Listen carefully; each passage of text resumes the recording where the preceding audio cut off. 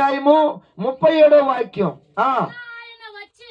మరలా ఆయన వచ్చి, అదిగో చూడండి, మరలా ఆయన వచ్చి వారు నిద్రించుట చూచి, ఓ సీమోను, నీవు నిద్రించుచున్నావా? ఒక్క గడి అయినను నెలకొని ఉండలేమంటారా? ఎప్పుడు నిద్రపోయే భక్తేనా?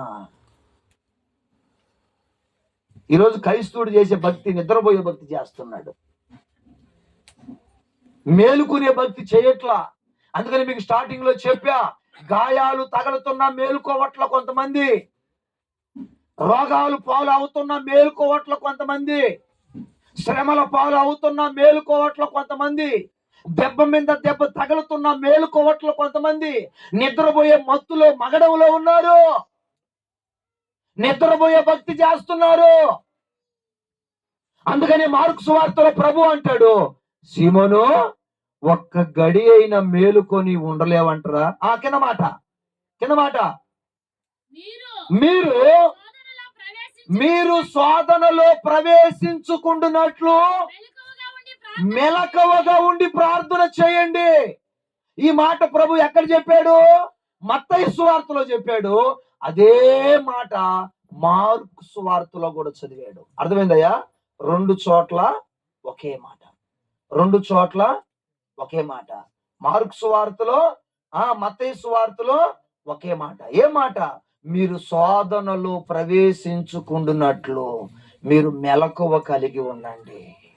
ఈరోజు ఉద్యోగాలు చేసే వాళ్ళని శోధన పట్టేస్తుంది, ఈరోజు చదువుకునే పిల్లలని శోధన పట్టేస్తుంది, ఈరోజు వ్యాపారాలు చేసే కుటుంబాలను శోధన పట్టేస్తుంది, ఈరోజు నాలాగా సేవ చేసే సేవకులను కూడా శోధన పట్టేస్తుంది. మరలా చెప్తున్నాను పిల్లరా, నువ్వు శోధనలో ఇరుక్కోపోకుండా ఉండాలంటే, శోధనలో నుండి నువ్వు బయటపడాలంటే, శోధన తప్పించుకోవాలంటే, శోధనలో నుంచి నువ్వు ఏరవ్వాలంటే, ప్రతి రాత్రి, ప్రతి పగలు, ప్రతి సమయములో, ప్రతి నెలలో, ప్రతి సమయములో నువ్వు మెలకువ కలిగిన భక్తి చేయాలా?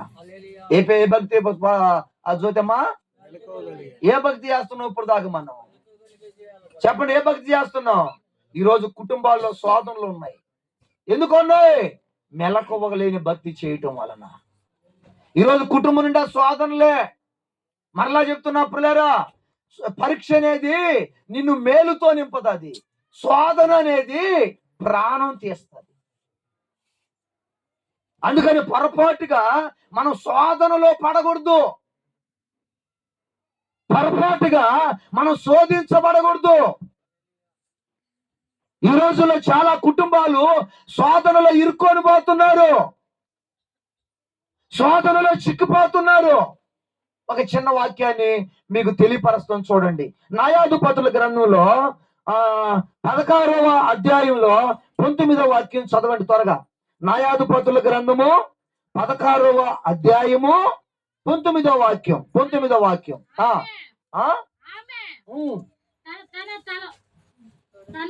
నిద్ర పుచ్చి ఒక మనుషుని పిలిపించి వాని చేత, అయ్యా వినో, అతని తల మీద 7 జడలను కత్తిరించి అతనిని బాధించుటకు మొదలు పెట్టెను. అప్పుడు అతనిలో నుండి బలము బయటికి వెళ్ళిపోయింది. ఆమె, ఓ సాంసోను, ఫిలిష్తీయులు నీ మీద పడుచున్నారు అనగా, ఎప్పుడు మేలుకున్నాడు? అర్థం చేస్తారక్క? ఇప్పుడు ఇతను ఏం చేశాడు? అప్పుడు దాకా ఏ భక్తి చేశాడు? అర్థమవుతుంది లేదయా? అప్పుడు దాకా ఏ భక్తి చేశాడు? ఇతను నిద్రపోయే భక్తి చేశాడు. ఒక చిన్న మాట చెప్తా చూడండి. ఇతని పేరు సాంసోను. గాడిద దవడ ఎముకతో 1000 మందిని చంపినవాడు, ఫిలిష్తీయుల చేతిలో నుండి ఇశ్రాయేలుని విడిపించేవాడు, దేవుడు వరములో పుట్టినవాడు. ఇప్పుడు మనోడు ఏం చేశాడు తెలుసా? దిలిలియా అంటే స్త్రీ తొడ మీద పండుకున్నాడంట. పండుకొని ఏం చేశాడో? మెలుకొని ఉన్నాడా? నిద్ర మత్తులోకి వెళ్ళిపోయాడు. ఇప్పుడు తొడ మీద పండేసుకుని చూడు, స్త్రీ తొడ మీద పడేసుకుంది స్త్రీ. ఈ స్త్రీ ఏం చేసింది తెలుసా? సాంసోనికి తెలియకుండా ఫిలిష్తీయుల పిల్లంపించింది, అంటే శత్రువులను పిల్లంపించింది. ఇప్పుడు శత్రువులు వచ్చేసారు. సాంసోను నిద్రపోతా ఉన్నాడు, మత్తులో మగడంలో ఉన్నాడు. ఇప్పుడు ఫిలిష్తీయులు వచ్చి కత్తిరి తీసుకొని అతనుకున్న జడలు కత్తిరించేశారు. జడల్లో ఉంది బలం. 7 జడలు కత్తిరించేశారు. ఆ తర్వాత అతనిలో ఉన్న దేవుని ఆత్మ బయటికి వెళ్ళిపోయింది. ఆ తర్వాత అతనిలో ఉన్న దేవుని శక్తి బయటికి వెళ్ళిపోయింది.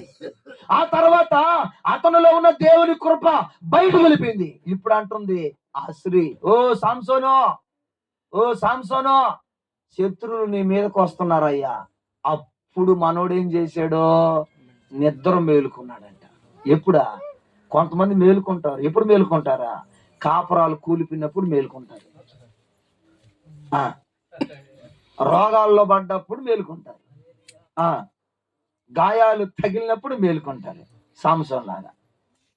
అప్పుల్లో పడిపోయినప్పుడు మేలుకుంటారు, దెబ్బ మీద దెబ్బ తగిలినప్పుడు మేలుకుంటారు. ఈ సందు మేలుకోరు. అందుకని స్టార్టింగ్ లో మీకు చెప్పా, మీరు శోధనలో పడకుండా ఉండాలంటే, శోధనలో ప్రవేశించకుండాలంటే ప్రతి రాత్రి ప్రతి పగులు ఎక్కడున్నా ఏ ప్రాంతంలో ఉన్నా మెలకువ కలిగిన భక్తి చేయాలా, మెలకువ కలిగి ఉండాలా. ఇదిగో ఈ దారిన శోధన వస్తాదేమో, ఈ దారిన శోధన వస్తాదేమో, ఈ వైపున శోధన వస్తాదేమో, పైనుంచి శోధన వస్తాదేమో, ఇటువైపు శోధన వస్తాదేమని నువ్వు మెలకువ కలిగిన భక్తి నువ్వు చేస్తే శోధనలో పడో, శోధనలో నుంచి బయటికి వెళ్ళిపోతావు. స్తోత్రం కలుగును గాక. చప్పట్ల కొట్టి ప్రభు నామాన్ని కనపరచండి.